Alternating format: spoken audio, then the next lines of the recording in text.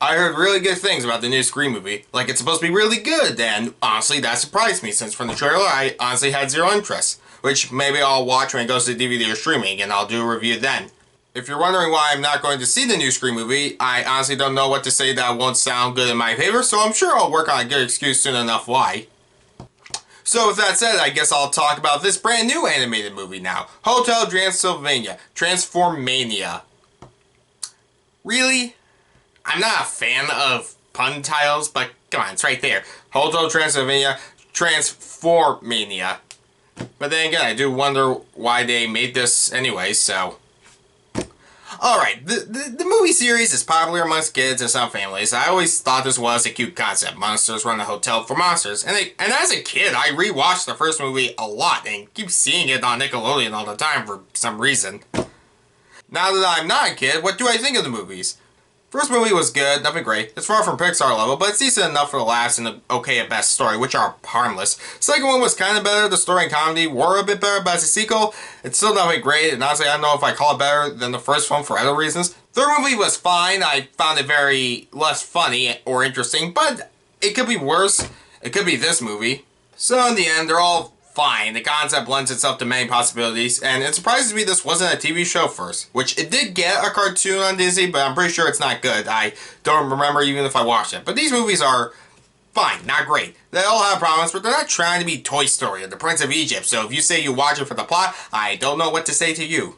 I would completely understand people who wouldn't like these films, but they're enjoyable enough. I mean, I guess I'll take 4 of these movies over 2 Boss Baby movies, and because, you know, one was just too much. Other than that, what else you would need to know just from the first movie is that Dracula runs a hotel and hasn't let a human ever come, but until Johnny comes and changes Dracula's views on humans and lets him marry his daughter Mavis.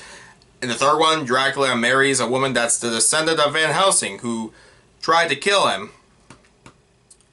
While these movies were based on the concept of Todd Durham, I like to think these movies were from Genndy Tartakovsky, the creator of such, you know, big shows like Dexter's Lab, Samurai Jack, and Primal, since he also directed the first 3 movies, and guess what? He didn't direct this one. All this movie is being written by Amos Vernon, Nunzio Randazzo, and Genndy Tartakovsky, also story by Genndy Tartakovsky.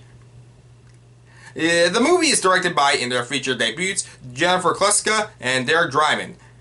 Good for them. This movie also has more fun facts, like Dracula being voiced by Adam Sandler in the first 3 movies, and he's replaced here. I couldn't find out why, though. They got all the other cast members back, minus Kevin James. I mean, have any other cast member... Like, does he have something better to do? It's Adam Sandler. He only gets One Punch Drunk Love or Uncut Gems every 5 to 10 years. Maybe longer. Also, this movie was meant to be in theaters in October 2021, but now it's on Amazon Prime Video for free, and I honestly don't know why. I thought Netflix had the rights to this kind of stuff, since, you know, they had the Mitchells vs. the Machines or Viva last year on Netflix, so... but whatever, I was probably gonna skip this in theaters anyways, but seeing this on Prime for free, I could do worse, which is, I guess, what I think of the movie. Next page. Anyways, yeah, even from the trailer, I thought this was a last-ditch idea for another one of these movies. Like, after the first 3 movies, they were like, what else can we do? And someone was like, have the monsters become human, and the human become a monster!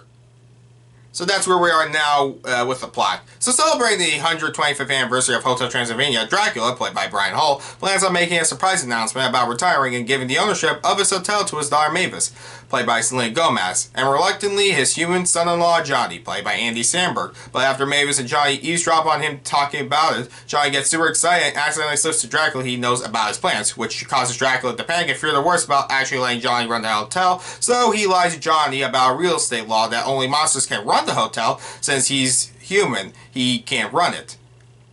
By the way, I'm just gonna pause this for a second. Yeah, I'm sorry, from reviews in the future where I do anime movies, I'm not gonna say voiced by, I'm gonna say played by. Like, yeah, I should technically say voiced by.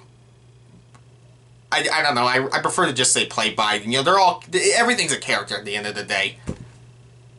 where it was like, oh yeah. After pretending to his peers the announcement was something else, Johnny feels devastated, but Van Helsing, played by Jim Gaffigan, offers to use a ray gun he made to turn Johnny into a monster, which Dracula finds out about and tries to change Johnny back into a human before Mavis or his wife Erica, played by Kathryn Hahn, find out, but accidentally turns himself human in the process. After accidentally breaking the crystal that makes the ray gun work, the now human Dracula and the now monster Johnny go to South America to find a replacement crystal before it's too late. It's possible for this to work, and I think there was effort in this, even if it's a little weak of a concept, but in the end, it's fine. Last week I reviewed the 355, which I thought was just okay since it had many problems, but the cast and theatrical experience made it good enough for me to say it was okay, and here the movie is also just okay, but for completely different reasons. This movie doesn't have too much wrong with it, but it's not interesting or entertaining enough to be more than just okay. The plot is weak, and honestly, I don't expect a grand story from a kid-friendly animated comedy movie, that isn't Pixar. Well, actually, maybe Sony now, since, they did Spider-Verse and the Mitchells versus the Machines, where was I? But this makes no sense, as I'm sure if someone who hasn't heard these movies before might ask, why doesn't the vampires just turn Johnny, into a vampire? To which I say, I don't know. These movies never really did a good job making sense, even if they follow the stories you might know them from.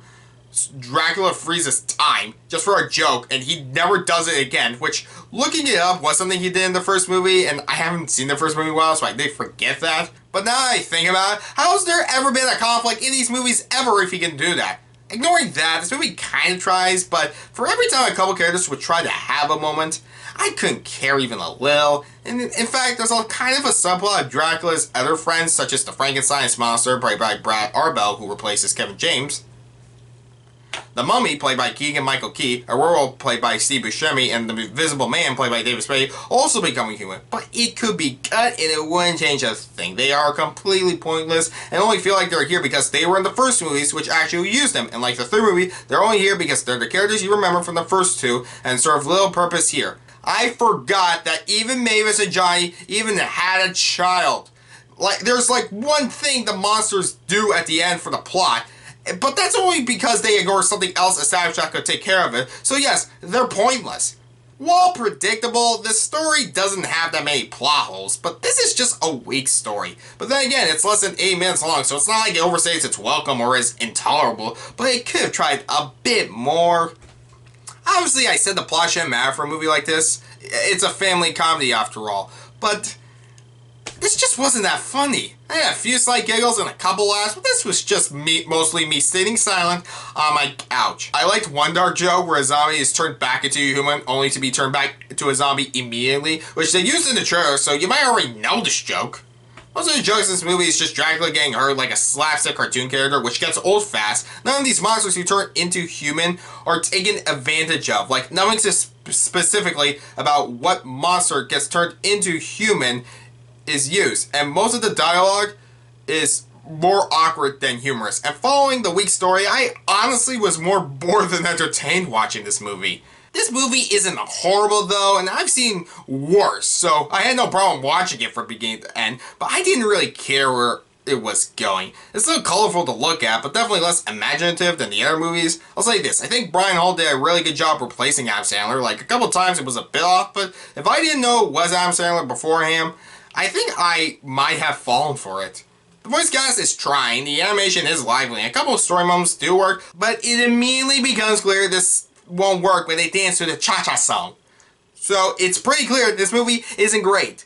I think it's still fine. I think coming free with Prime instead of going to theaters might make me think of it differently, for better or worse. But just as a family film to watch at home, I'd seen worse. And this movie might not be as for adults as kids as much as the other films, but I watched this with my younger brother who liked it a lot more than I did. I think this movie does its job of being a cute family animated film and a decent enough final movie in this film series, but it's just not interesting or entertaining enough to say I liked it in the end. But I don't regret watching it, and honestly, it's far better than it has to be with such a last-ditch concept. It's okay enough for kids to take a bite out of, but for adults, or me, I'll sink my teeth elsewhere. I give Hotel Transylvania Transformania a 5 out of 10.